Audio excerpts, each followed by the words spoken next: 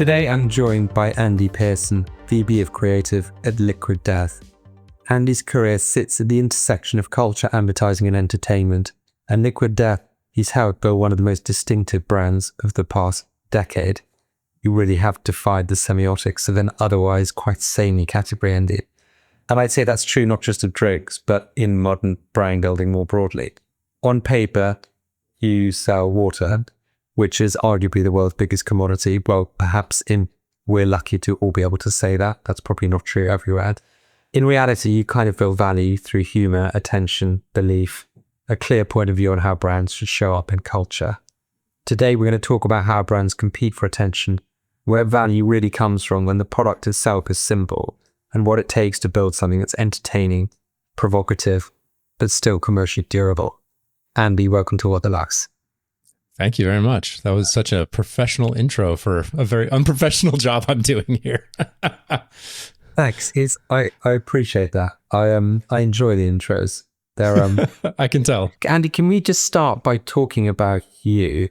Because you started on my side of the table. You were at agencies, and you now work at Liquid Death, and you do most of the work in-house.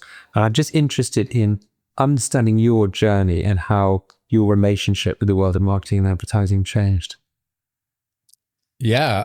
I don't feel like I'm on the other side, other than I am so out of touch with what's going on in the agency side of things these days. Because I've been over here for about 4.5 years now. But yeah, prior to that, I started off, in university. I had no idea what I wanted to do. I thought I wanted to be in journalism, until I wrote a piece for the school newspaper about the history of our university having like a world streaking record where 1,500 kids went running naked through campus one day, and it set a world record. And I thought this was going to be like the best thing ever. And I wrote this huge 3-piece article about it, and I brought it to the newspaper, and they're like, "We're not going to run this." Or they're like, we'll run one piece of this. We're not doing a 3-part series on streaking. And I was like, oh, maybe journalism isn't the thing for me. I did get an old picture of butts on the front page of the paper. This picture from 1974, which I was very proud of. But yeah, and so I kind of realized through various things that I actually loved like ads. And I thought you have to be so clever and intelligent and funny in such a restricted space. And I just, and then even going back, I realized more recently, one of my favorite movies growing up that I watched all the time was Back to the Future 2. I don't know if you remember that one, but it's amazing, and it's set in the future. And and I had it on a VHS, and I would watch it at any time I had a tummy ache and was home from school, which was often because I just wanted to watch Back to the Future 2 a lot. But what I loved about it was there were all these brands imagined into the future. So if you go back and watch it, it's like the Nike shoes and the Mattel hoverboard and the Pizza Hut rehydrated in the Black & Decker rehydrator, and all these brands that are sort of in it that are imagined into the future. In thinking back, I think that's what makes that movie. I mean, there are many amazing things, but it's what makes it so kind of fantastical and real, is to imagine our real world projected into the future in a way that I don't think had been. It was always sort of flying cars and all the other sci-fi stuff, but to bring it down and make it really real, I think at the time I wasn't realizing it, but that was really interesting to me, trying to make something out of commerce and this thing that these brands that we all bump into every day. And so, so from there I went to school at this place called the Creative Circus. I was an advertising portfolio school, and then went out and I was really lucky to come out and was briefly at Wieden & Kennedy, Portland. Then I went to Crispin Porter, Bogusky at sort of the very height, and then right as the sort of decline began at Crispin Porter, and and a number of other places. And so I was on the agency side for about 13 years, and in that time doing mostly agency, but then I took some time to freelance for a while in there as well, which I think was really formative. And I think something that everybody should do because it gives you a chance to pull your head out of your own ass for a while, I think, and the asses of other people, and get a perspective on what you're doing and why everybody else is doing what they're doing too. And so that was a really formative time to go in and work at a bunch of different agencies that I probably wouldn't have worked for anyway. And so see how they operate, see what works, see what doesn't, mostly what doesn't. Can you walk me through a couple of very frustrating moments you've had agency side, which you feel represent actually a broken system? Yeah, I mean, I would say I was very lucky. Let me start by saying that, because I mean, I was, especially to be at somewhere like Crispin Porter, where everybody understood what we were trying to do. Everyone understood the goal was to make really great work that made our clients famous, and everyone was pulling for that. So everyone up and down, from the account team to strategists to everybody there, was all in sync, making amazing work together. And so I was really lucky to have grown up in that environment, and it probably shielded me from what a lot of, I think, people experience in like a more run of the mill agency, I think, because we were somewhere where any idea that we could possibly come up with, everyone would go, yeah, we can figure that out. You know, producers, whether that was video, we were doing a lot of crazy digital stuff at the time. It was sort of the forefront of like social media, and Facebook had just launched, and Twitter, and no one knew what to do with it. So we're just inventing stuff all the time. And so I think there was kind of a mentality of like, we can always figure everything out. And having gone to some agencies subsequently, I don't think that mentality always exists everywhere.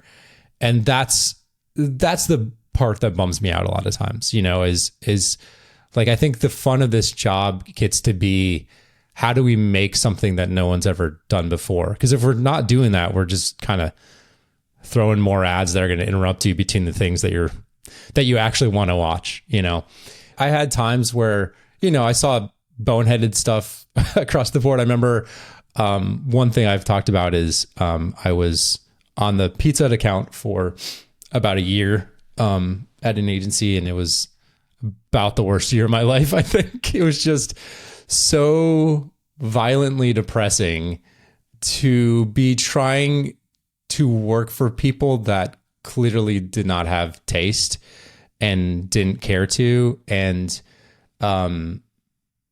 the thing that was really wild, the thing that really got me specifically, and these details will be a little foggy because I was only partially involved, but the agency had worked on this big rebrand for, you know, half a year, putting all this design work in, all the strategy, and trying to elevate the menu. They were rolling out this big new menu, and they went and shot this big campaign that I was not really much involved in, but they had gone out and shot this huge launch campaign in Italy. And the whole idea was like bringing this like weird American style pizza to old Italian people, and like getting their honest opinions on it, because they had all these crazy new ingredients. And the campaign launched, and a week after launch, the client had seen that the sales had not jumped in stores, and they pulled the plug on on this whole giant rebrand campaign, like a week into it. And it was like, you're trying to turn around a ship and rebrand an entire thing. You've introduced a new logo. You have a whole new strategy, this whole new thing. And you guys are expecting results in a single week or 2 weeks or whatever it was. And it was, you know, it was insane to dump millions of dollars and, you know, a year of work because it didn't turn around immediately in a week. And so I think there's a lot of, you know, that was sort of emblematic of the sort of results driven work that some people expect from a giant rebrand or something like that, and just is wildly unrealistic. So that was kind of one very silly episode with them. But yeah, I just remember used to travel to like Plano, Texas, which I I'm guessing you've never been to Plano, Texas before. No, I haven't. Imagine Dallas, Texas, but just outside and there's nothing. And it's just these big corporate parks and there's just nothing there. And I was just going there in hotel rooms to present work that I knew that they were going to hate. And just like in a hotel room in the saddest little town by myself. And I was just like, man, why am I even trying for these people? They don't even care. So you did that for a period of time, and you got a good lens on the industry by doing it. How did you chance upon the Liquid Death role? Yeah, I was really lucky in that because unbeknownst to me, the guy who would go on to found Liquid Death, he and I worked or just missed each other at a bunch of agencies. And so my first job at Crispin, we probably met like the first week there. He was kind of there early, and Alex Boguski eventually went on to become an investor in the very early days of Liquid Death and helped out a bit in the early days. And then later on, I took a period of about 4 years and left to go freelance. My wife convinced me to quit the job, one of my jobs. She was a freelance creative as well. And we spent a year just traveling Southeast Asia, Europe, the United States, just totally took a sabbatical from our jobs for a year. And we ended up freelancing together during that period. And in that time, one of our first freelance jobs was for this little agency called Humour out of Tennessee. And I learned years later that we were actually backfilling for the role of Mike, the founder of Liquid Death. He was their first creative and he had just left and they needed some help. And so we were actually coming in and backfilling for his role. And then as I freelanced more, I actually ended up taking a bunch of jobs that I was either directly working for Mike or indirectly working for his creative directors, and the work was filtering down to him just through connections that like kind of mutual connections that we had. So I was actually weirdly doing work for Mike for about, like almost 2 or 3 years as he was kind of formulating like the Liquid Death thing on the side as he was working to build that. And he launched it. I remember him launching it and I was like, wow, this guy Mike is really going for it with this whole Liquid Death thing. This is insane. And I was kind of watching from afar, just, kind of just admiring it and also just amazed that someone had kind of the balls to go do that.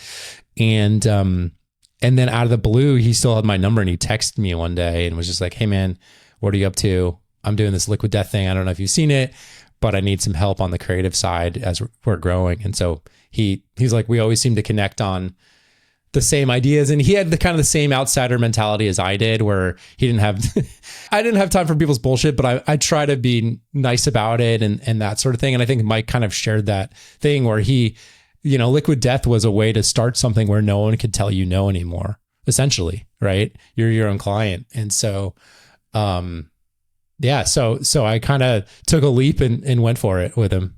It's like how do you take a unit of the most commoditized base product and give yourself permission to just go wild and create?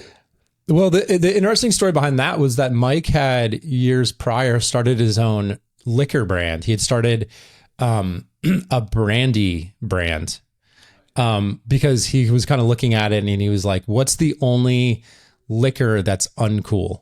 You have cool tequilas and vodkas and whiskeys, all this stuff, but what's the one that nobody really cares about? And brandy. And so he started a brandy company, and he basically thought, he was like, half my money was just going to legal fees. It's the most regulated, essentially basically the most regulated industry you can get into, alcohol.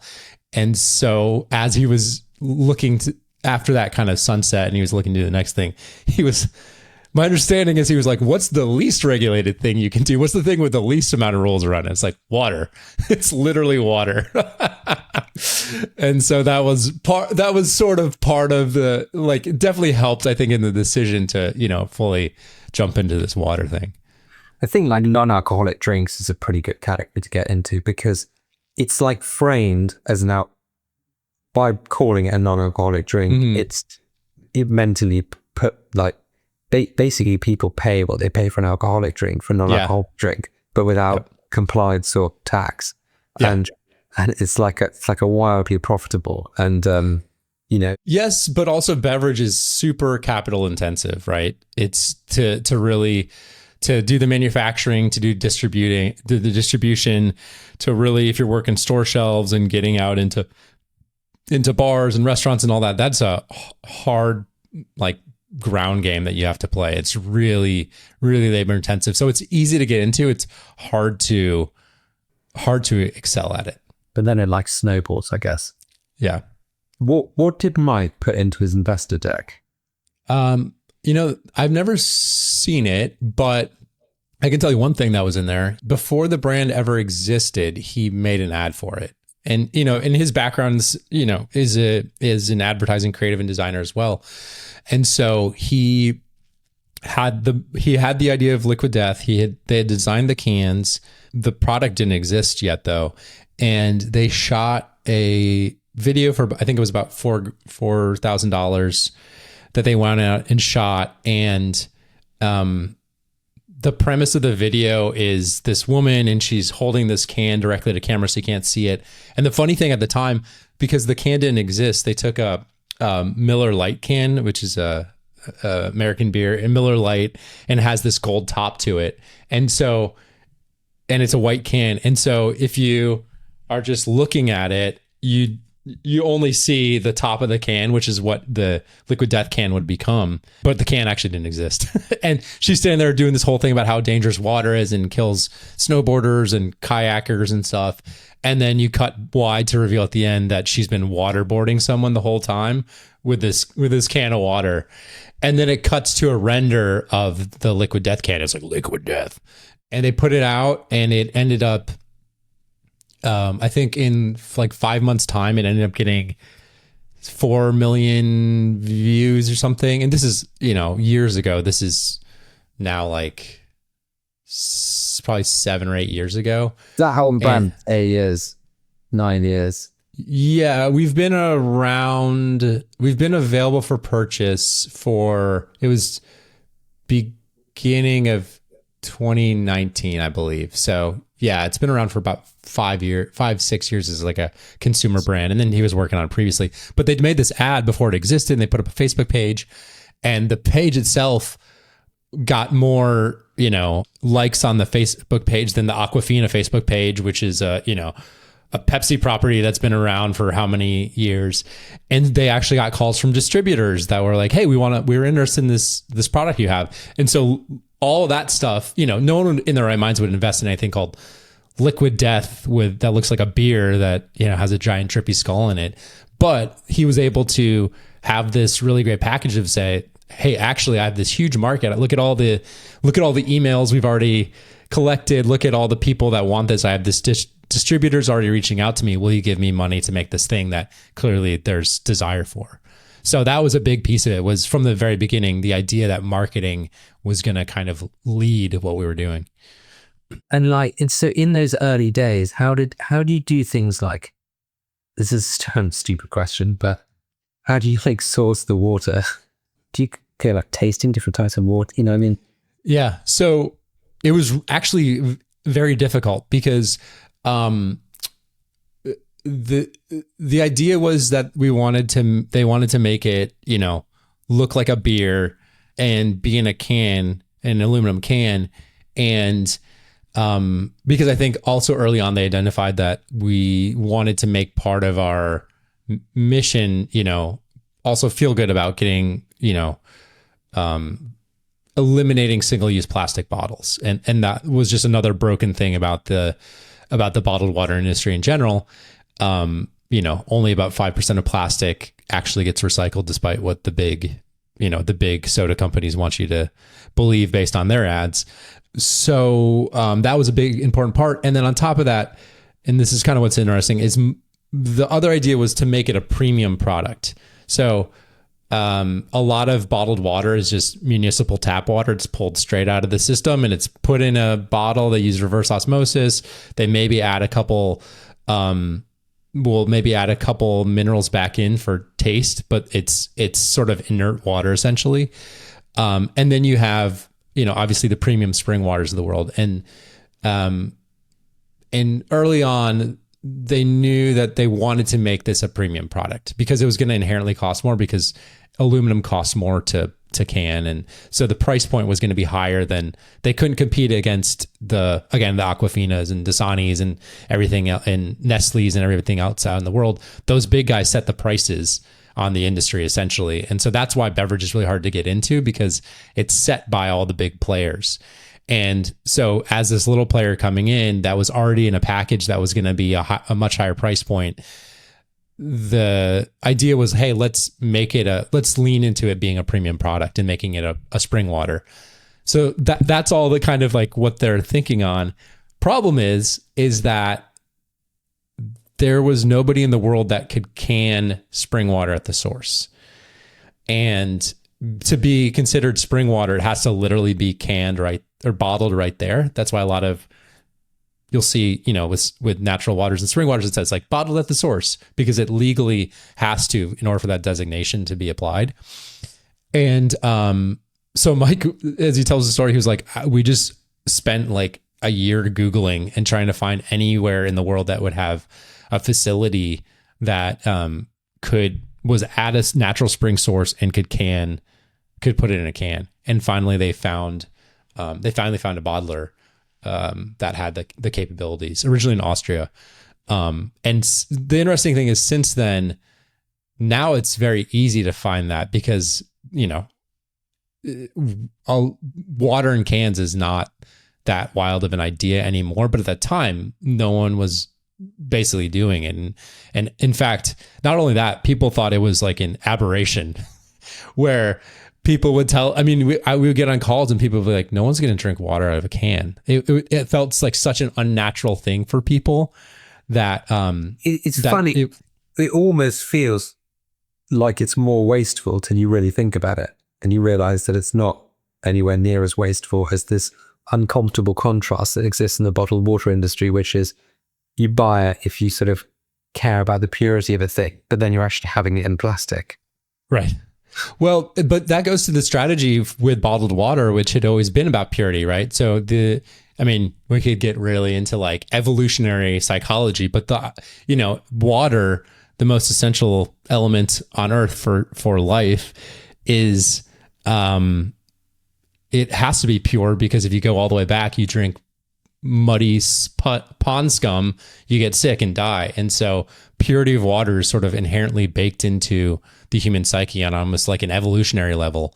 And so when you look at all the water marketing until kind of Liquid Death came around, it was all about purity and the purity of the source and crystal, and mountains and streams, and you'd have to see it in the bottle or the glass bottle, or more likely a plastic bottle. And so to put water in a can that you could not see, there was like an actual mental barrier for a lot of people that felt it was very unnatural to drink water from a can, because we've been conditioned to drink water out of plastic bottles for the last several decades, just based on sort of marketing strategy alone. Yeah, you're completely right. Because it's so fundamental, you expect to test it with your eyes. Exactly. And so people didn't trust it. They're like, we'd hear, people say they're not going to drink water they can't see. But then look at all the sodas and energy drinks and beers and everything else that you're drinking that has all kinds of chemicals in it and who knows what. And you can't see that, and everyone's slurping those down. And so the psychology was so fascinating that it was like, as long as it has a ton of chemicals in it and I can't see it, all good. If it's water, I have to see it. That's just so weird about how, like Coca-Cola, it's like a black substance that doesn't actually represent anything in the natural world, which is so counter how we sort of build an appetite for a taste. Yeah. And now we besides water, we make a whole line of soda flavored sparkling waters and iced teas. And now we just got into a better for your energy drink that we just launched. But yeah, so we have, colas and soda based soda flavors, and they're all clear. There's no caramel coloring that, is essentially added by soda companies to all their flavors. You've used AI for a lot of your recent advertising, for some of your recent advertising. Not really. Did you not, have I completely got this wrong, but did you not make an ad? There was an ad that was made, that was a spec ad that was put out last summer in July and it was made by these two guys who, they made are you talking about the police officer stopping his son? Yeah, I think so. I saw it ages ago. I thought it was you guys.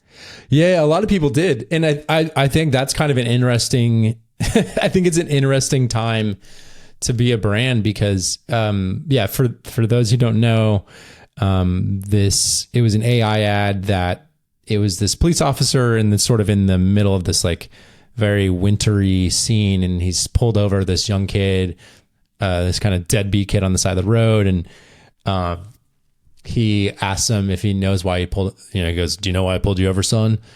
And the guy's like, "Is it the liquid death?" And this actually happens a lot where people do get pulled over because they're drinking liquid death in the car, and then a cop thinks that they're drinking beer or something. And so, this happens all the time where people will send us like very funny videos about how they got pulled over.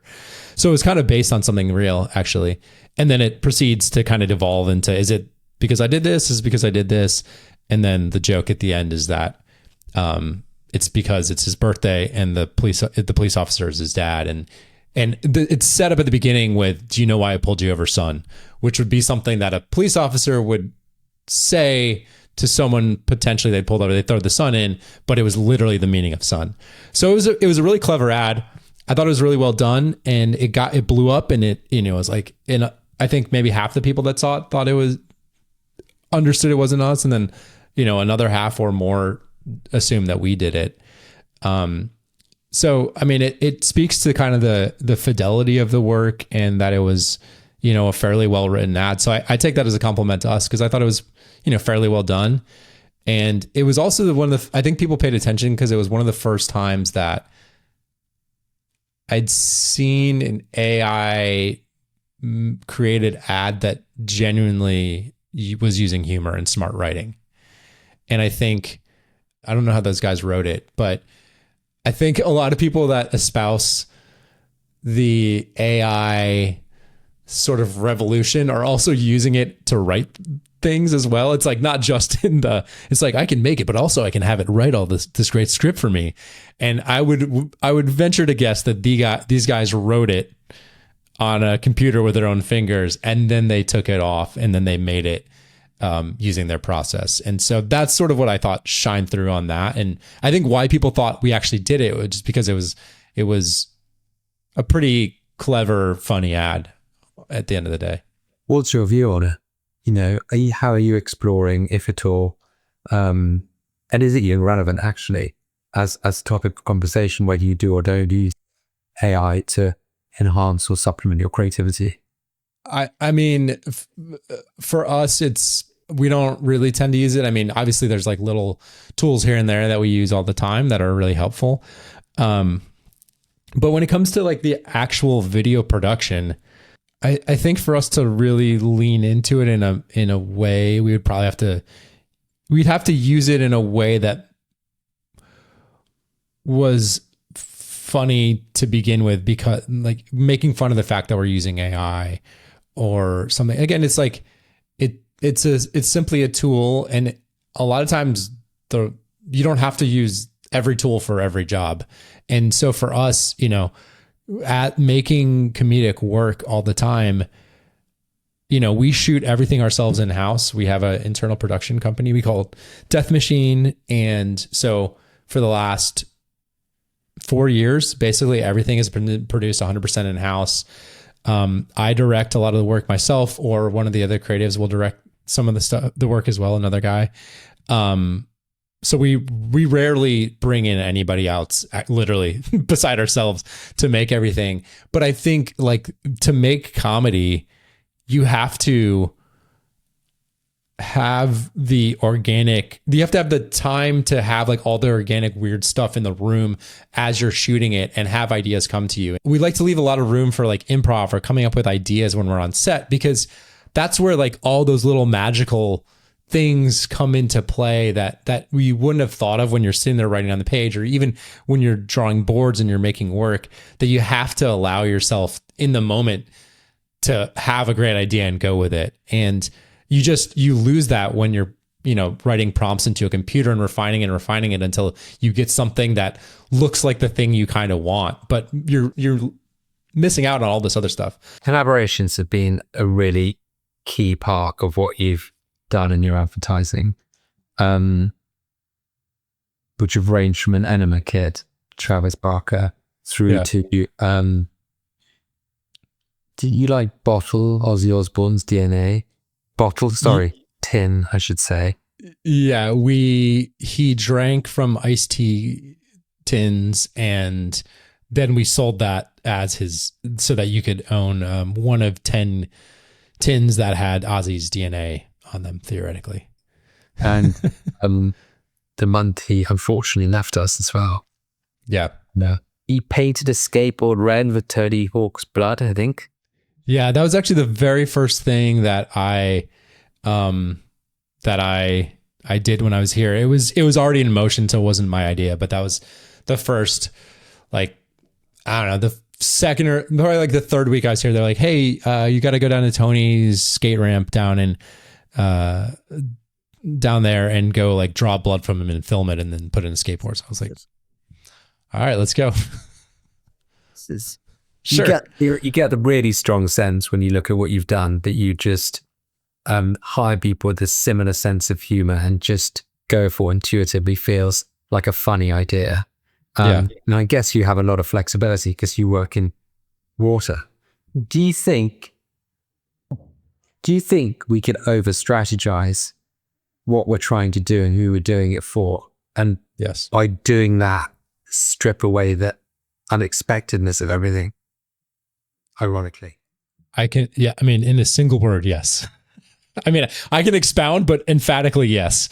I think, again, like and I say we as like an industry, tie ourselves in knots over, is this exactly the right strategy? And trying to get the wording right, and eventually you've had so many meetings and so many decks and presented so much work that just all of the edges get rounded off until the thing that ends up at the end of that pipeline, nobody likes, but we've all committed all this time and money into that.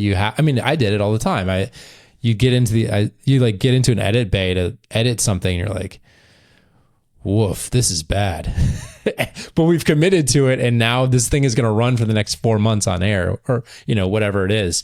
And so I think Liquid Death is sort of a sort of reaction against that, and the thought of like, hey, can we just make stuff that people genuinely enjoy? And I think that is what has been so refreshing for people, is that, that can be a strategy too. The strategy can be like, hey, can we respect people and give them something to laugh at? And we always talk about like, we just want to be the best thing that someone sees that day. And whether that's the video we put out, whether that's the funny email that we send that's about a new merch item we're launching, or whatever, however big or small, can that thing be one of the best things that someone sees that day? And I think that's a kind of a lovely way to look at it. And it doesn't get more complicated than that. And of course we have certain things we're trying to do with different categories and stuff like that. And we have strategy baked into them. But I think the over intellectualization of marketing is to its detriment at the end of the day. How does it work when you collaborate with other brands? What's the process? Usually it's quite easy for the most part. Up front, we're very kind of blunt in the early stages, where we say, hey, if we're going to do something together, here's going to be our approach to it. And, a lot of times people are coming to us, sometimes we're reaching out to other people, but a lot of times it's inbound stuff. And so We're lucky where they're coming to us and they want to do something in our universe. And so we say, hey, you're here, you want to do it. Here's sort of the way, here's our approach, and everything we're going to make is going to, it's going to be something like this. You're probably going to see one idea that we're going to present to you, and that it'll be sort of a take it or leave it because we believe in the idea. And then, let's get into it. And then, we have pretty wide ranging creative control. We're lucky that people trust us with that.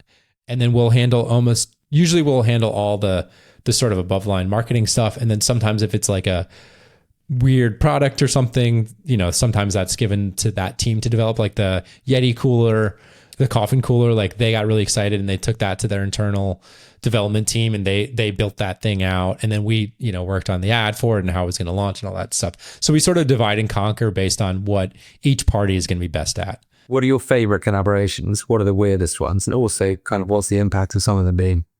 Yeah. I mean, Elf, the original Elf one, I love. The corpse paint one is it feels like it's ripped from another dimension. So the background was Elf came to us. To their credit, they're like, hey, we really want to do something with you.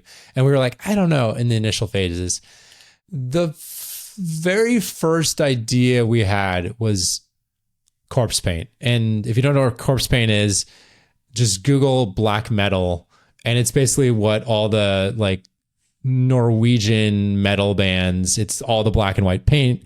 You probably know it from Kiss, but that's sort of like fake metal. It's like the real black metal dudes have kind of a crazy checkered history. But they had a history of a couple collaborations before that. They had done one with this restaurant here called Chipotle that makes burritos, and it's like this burrito bar. And so it's like they made a palette that looked like if you're looking at the top of the thing where you pick out all the ingredients. So it was like this kind of cute thing, and it did really well. So if we were going to make a makeup, what makeup would Liquid Death make? And there was sort of only one answer, which was corpse paint. It was like, well, it's corpse paint. And so this is literally the first idea we had. And that happens a lot, I find, is like, I think in the industry, it's always like, oh, this is a first idea. And you're always told to like, work all the way through your pencil until you get to the very end. And the best ideas are when your pencil's the smallest because you've been writing all the ideas out. And for us, I often find I'm like, hey, our first idea or close to the first idea is usually the best one. Because again, we're writing for this like character. We're like, well, what would Liquid Death do? If Liquid Death was going to make a makeup, what would make sense for us to do? And in this case, we're like corpse paint. And we're like, well, that's funny because that is like not something that anyone should be walking around in as like for a makeup brand. It's a very weird thing for a makeup brand to promote. And then also in terms of like an actual product, the palette, you're like, it's just black and white makeup. It's like the worst palette you can buy because there's no color to it. And so we're like, so it's starting to tick a lot of boxes. We're like, okay, that's really funny. That's really funny. That makes sense. And again, in our world, in the logic of Liquid Death, I talk about Liquid Death logic. We're like, that makes sense to us. To the outside world, if you're like, hey, let's make a corpse paint palette that's limited edition and it's in a coffin, you'd be like, what? And so we went back and just started watching all these like dumb toy commercials from the 90s on YouTube, because there's a lot of like products at the time that were marketed towards girls that was like my first makeup kit or whatever. And there's this thing like caboodles and all these like very like in retrospect, some of the ads, if you go back and watch them, are kind of troubling what they're sort of pushing on like preteen girls. And so we're like, this is perfect. And so we like looked, we like really studied the kind of format of those and how they would work. And then we're like, okay, let's do that, but for this, and let's make the central joke be that in this universe, black metal is like just like a boy band. They're like the hottest pop band of the day, and it's what everybody's listening to. And so of course it's what like all the girls want to look like, and it's the hottest new look. And so just imagine this world where that is the case, and then we make an ad to appeal to people that live in that fucked up weird universe. And that was sort of what tumbled out, was this idea of like these two girls on the bed, and then they're reading this like teen magazine, but it's all black metal guys. And then one of them eventually comes out of it, and then you think something terrible is going to happen. And then instead they start putting on all this corpse paint and dancing around, and there's this jingle, and he's actually like this makeup expert. And the joke was also for us was like, we were like, who knows more about makeup than black metal dudes? They're literally they're covering their faces with makeup every time they're getting on stage. Like, these guys are experts. And so that was kind of the joke too, was to take the piss out of that. Again, in a loving way that, like, you know, we listen to the music. We're like fans of this stuff. So we always want our satires to be like very lovingly kind of pokes at people. And so that was sort of another funny element where he's, you know, talking about the contours of this pen or whatever, and from this guy who has his voice like this. And then at the end, there's a real, I would say, a real left-hand turn at the end when the mom walks in the room. And of course, she's carrying a tray of vegan goat blood, because in this world of metal, they're all drinking goat blood. And it was vegan because Elf is a vegan product. And that was actually their idea to throw that in, which I thought was so funny. And then she recognizes this character, Glothar, and they realize they've met before, and then that they actually met 15 years ago. And there's sort of this like tension to the room. And then you realize that one of the girls is actually his daughter that she's had with this mom. And it's just like and then it just ends with a cell of like, corpse paint, get yours now at, you know, at elf.com/liquid death or whatever. And so it was like, I mean, even describing it, there's so many weird, you can tell there's like all these weird things that we've mashed together. So that was another thing early on where we're like, oh, this campaign will be insane, because if we assume that this is like the look of the season and that everyone wants this look, what if we just got a bunch of, you know, Elf has all connections to all these, you know, makeup influencers and stuff. What if we just got them to be applying corpse paint like a Get Ready With Me? And so if you go on your TikTok feed that day, it's just all these influencers putting on this super, you know, this really kind of shocking look that you're going to stop and watch and see what the hell is going on. And so that we kind of timed it. So the day of the launch, all these makeup influencers were doing corpse paint on TikTok. And so you literally like it was like breaking people's brains a little bit what was going on, because it's sort of a giant prank on everybody essentially in some weird way, right? And because we knew it was going to be an arresting visual. And so that was another reason why we're like, I think this corpse paint idea is actually, it can be really wildly successful. And it was. What's the campaign that you've done that had the most unexpected like impact?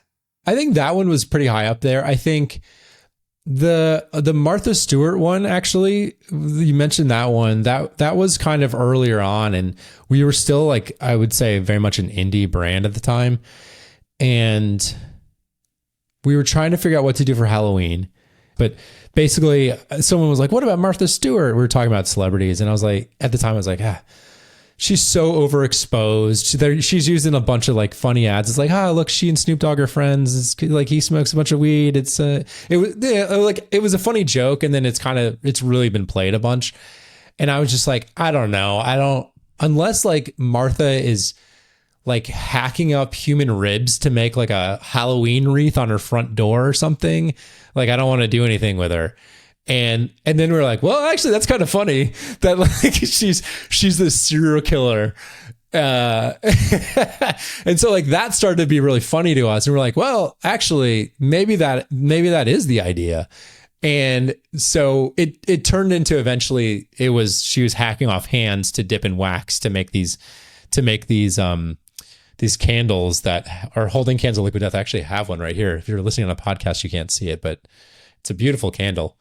Yeah, so that one was fun because it was like, suddenly we're in, you know, like highfalutin food magazines here in the US, like Bon Appetit magazine and Food and Wine and all these things that like my mom reads. And my mom, you know, and so my mom is like, oh my God, you guys are in Bon Appetit, you know? And so suddenly we kind of tapped into this other market. And the thing that we had done just right before that, I think, was we just launched something with like Metallica. We had launched like some limited edition merch with them.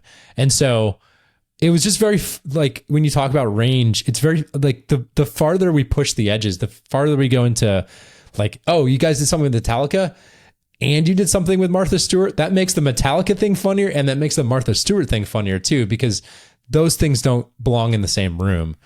And if you always ask the same outro questions, the first of which is perhaps already been answered, but what would you change about your industry? And I'm not sure actually what industry you're in many ways, but is it marketing and advertising? Is it water, or is it comedy?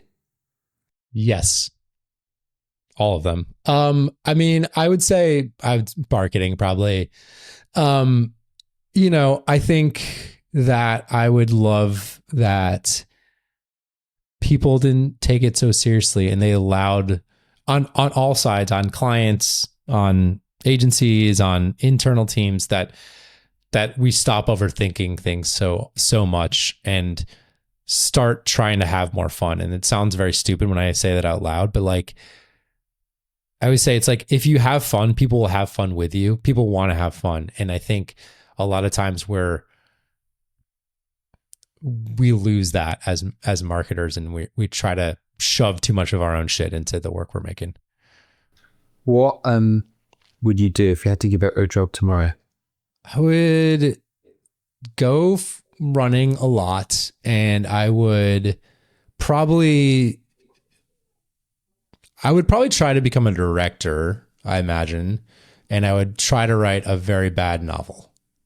Sort of the typical stuff you do, I think. Actually, I've been like thinking about doing like a self-help book. I hate self-help books, so I feel like I could write a really banger one and make a lot of money. So maybe that's what I would do. Actually, if I lost my job, I would go write a self-help book to make millions of dollars. What is the most exciting thing in the next 5 years when not writing self-help? I'm excited about Liquid Death, man. I mean, I think like sky's the limit on everything that we can do. We're just getting started. The stuff we have on tap that we're going to go shoot in the next couple months is insane. So I can't imagine what 5 years is going to look like. Yeah. And I don't know. I'm very much of like living in the moment. So I can't project into the future very well. I just focus on what I'm doing and want to make that really weird and fun and hopefully make people laugh. So I don't know. More Liquid Death. My final question, which is a build on more Liquid Death, which is, when it's not Liquid Death, what's your favorite beer? One beer for the rest of my life. Saison DuPont, I think I would say. Like a good, nice farmhouse. Normally like an IPA guy, but I mean, all the Belgian Abbey ales and stuff like that, they're just so well crafted. But Saison is like, it's like a little, almost like champagne, but of like farmhouse ales. So, and it's been around for hundreds of years. Andy, thank you very much. It's been a pleasure. My pleasure. Thanks for having me on.